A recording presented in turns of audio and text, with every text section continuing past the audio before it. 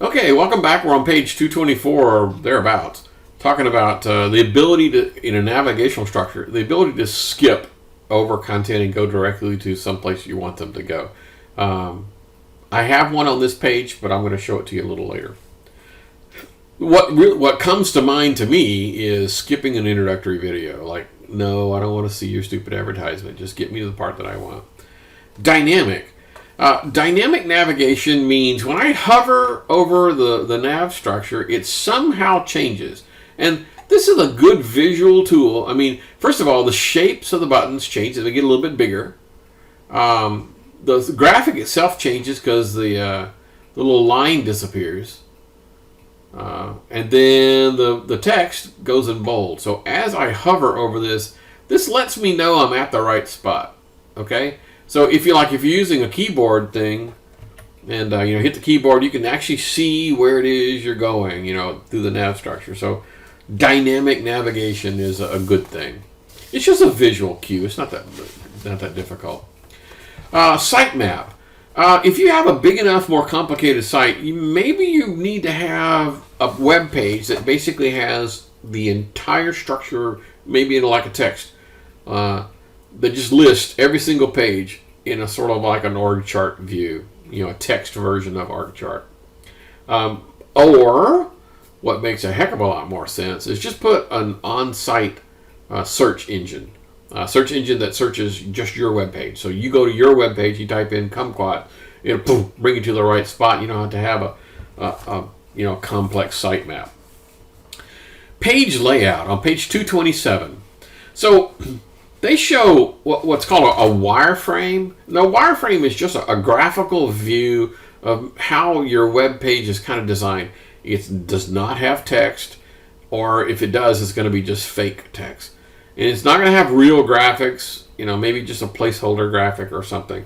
So they're really not designed to be the web page. They're designed to be what the web page is visually going to look like. And they talk about 3 different ones they start with. So the first one they start with is a very simple one. And so I would call this one the adequate. This is figure 532 on page 227. So an adequate one, which means I've got a header, I've got a nav bar, I've got contents, and I've got a footer. There's nothing wrong with this web page. Really. There's nothing wrong with this. It's perfectly okay. It's not very exciting, but it's okay. A better one would be, okay, throw in some graphics and put things in columns. I mean, that kind of broke it up a little bit.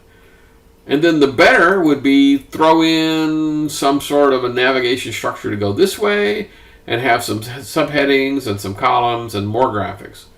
So this is just an example of what you can do in a wireframe. By the way, later on, we're going to be taking these wireframes and actually making this happen. Not today, but just be aware that these wireframes are going to be more important. So, what are the choices for laying out your web page? Well, there's 2 major choices. A fixed width page. So I can make my like in the examples that I got. I probably should quit showing this one. I have, this one is designed for 800 rather than 960, but it's 800. So this is an 800 fixed width web page. And it's centered on the screen. So that's the way this thing is designed. Most people, when they start out, they start with this. Now, I'll admit, you can go to a WordPress page that's got all sorts of fancy stuff, and we're not doing that. So we're talking about doing something simple, down to earth, something similar to this. So fixed width. Typically, I'll be talking either 960 or 800 as the width you pick.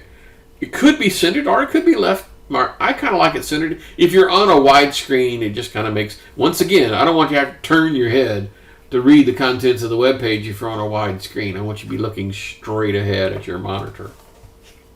It's pretty easy to build, and the best part about this fixed width thing is I'm pretty much sure that it's going to look just like this on your website.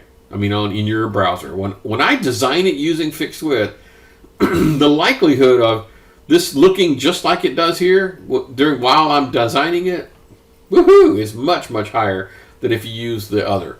The other is called fluid. Fluid means it consumes the entire width of the screen, just from start to finish. That's how we did our previous examples, right? If you go back to the previous examples, the previous chapters where we were doing a bunch of text and CSS stuff, we didn't have it centered. It went all the way across and wrapped around and came back on the other edge. And once again, in the days of wide monitors, that's just not a good idea. There's an example in the book where they have a mixture, and I haven't seen this very much, but it does look pretty cool. In the book, they have this thing where they have the top one, the top part is fluid. It consumes the entire width of the screen, and then underneath there was a fixed width column where all of the text was. That actually looked pretty cool. I never even thought about that. So, which is the best is kind of an interesting question. I can tell you this: which one is the easiest for you, the web designer? Oh man, trust me, it's fixed. Fixed is the best for developing. Is it the best for your customers? Maybe not. On page 321, they talk about mobile, and this kind of gets back to like the choices for fixed width versus fluid, kind of the same concept. There are three approaches. Let's say I have a web page that I want to make it also accessible to people on a small thing like a cell phone. So one way would be to have a separate website under the .mobi domain.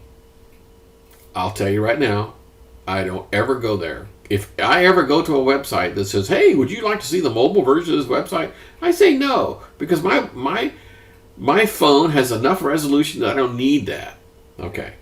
Another one would be using a separate domain of your own. You could have a mobile domain tacked onto yours. And then the third, which makes the most sense, is basically just to have one website, what's called a responsive website. One responsive website that looks to see what device you're on. If you're on a full machine, it provides you what you see like this.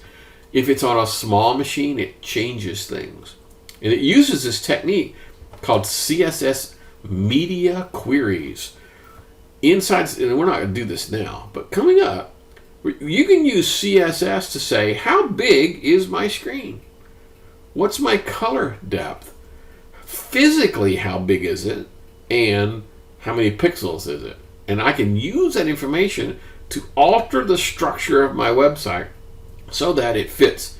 The best example is the nav structure. For example, if I'm on a small phone, maybe I want to take this nav structure out temporarily and hide it away. So this entire column will disappear. Maybe it'll be put at the top so that things kind of squash up to use less room. That's the cool way of doing it. All right.